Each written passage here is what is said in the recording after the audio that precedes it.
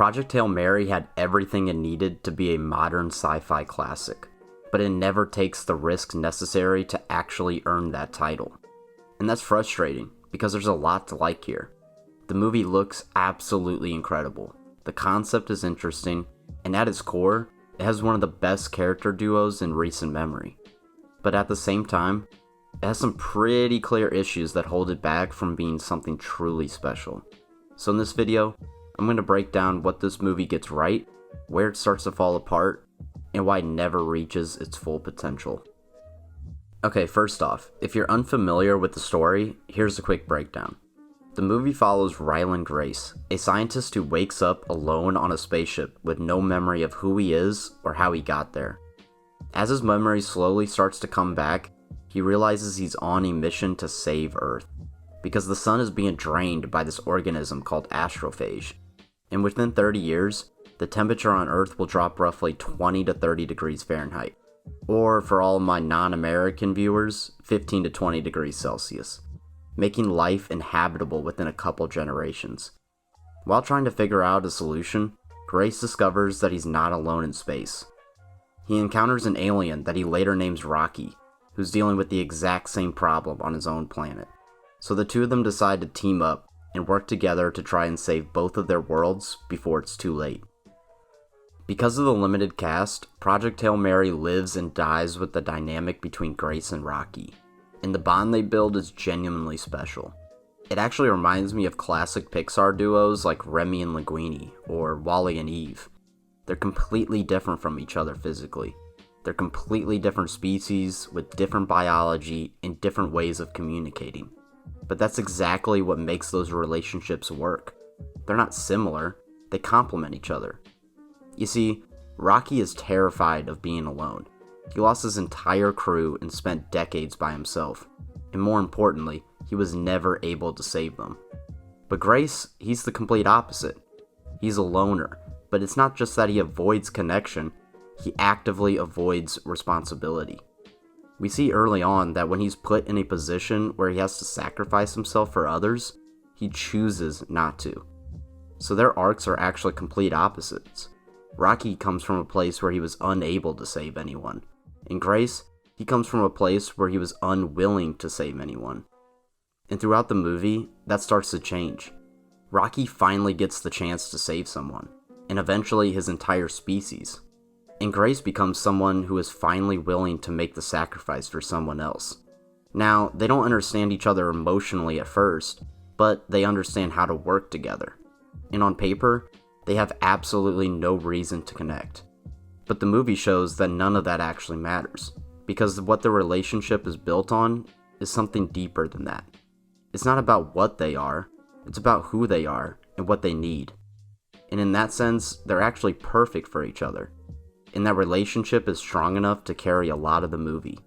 But also makes one of the film's biggest problems stand out even more. Because the movie doesn't just have pacing issues, it constantly kills its own momentum. On one hand, I enjoy that the movie gives itself enough room to breathe and allow the audience to really feel how lonely it is out there for Grace. But there are these long stretches where not much is really happening plot-wise. And the movie takes its time explaining every little detail of how things work. And on top of that, every time the movie builds tension or emotional weight, it cuts away to some flashback that completely resets the tone. For example, during the climax of the movie, Grace risks his life on planet Adrian to get the antidote to astrophage. And in the process, he gets knocked unconscious and the ship is about to crash. When it seems like all hope is lost, Rocky decides to break out of his environment, knowing that it would likely kill him, just to save Grace and the mission at large. You literally watch Rocky start to burn and disintegrate. It's one of the most emotional scenes in the entire movie. And then out of nowhere, it cuts to some silly comedic flashback. And when it cuts back, we're right back to Grace witnessing Rocky on the brink of death. So instead of adding depth, it just feels like the movie is interrupting itself. It never really builds consistent momentum. And that becomes an even bigger issue when you look at what the movie is trying to do emotionally. Because the biggest problem with Project Hail Mary is that it refuses to commit to real consequences. It almost feels like a live-action Pixar movie, where in the back of your mind, you understand that no matter how serious things get, you know that everything is going to work out in the end. And that's a problem, because Grace's entire arc is about becoming brave enough to sacrifice himself for others. The whole movie builds towards this idea. He starts off scared and avoids risk and vulnerability. And over time, he grows into someone who's willing to take those risks. He finds someone worth taking that risk for. And near the end of the movie, Grace and Rocky have an emotional goodbye. They both go their separate ways, each heading back to their own planet with the antidote. But on his way back to Earth, Grace realizes something's wrong. The container holding the antidote is made of xenonite and it's leaking. Grace realizes that Rocky's ship is also made of xenonite, which means the antidote will destroy the fuel supply, leaving Rocky stuck in space by himself, and will ultimately die a slow, painful death. That is unless Grace turns around and saves him. So now, the movie sets up a real ultimatum. Grace only has enough fuel for one trip.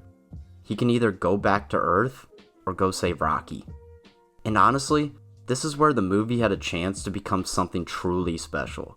Because not only should Grace have been forced to choose, it would have hit a lot harder if saving Rocky meant sacrificing his own life. That would have completed his arc.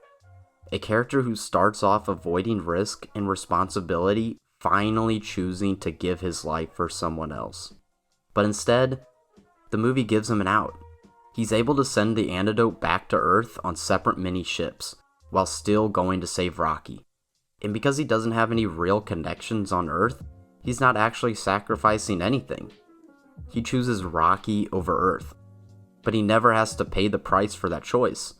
And because of that, the emotional payoff doesn't hit as hard as it could have. And that's what makes Project Hail Mary so frustrating, because it had everything it needed to be a great sci-fi movie. A strong central relationship, a compelling emotional arc, and a story with real potential. But between the pacing issues, the tonal inconsistencies, and a refusal to commit to real stakes, it ends up falling just short of what could have been. Because sometimes, the difference between a good movie and a great one is whether or not it's willing to take the risk.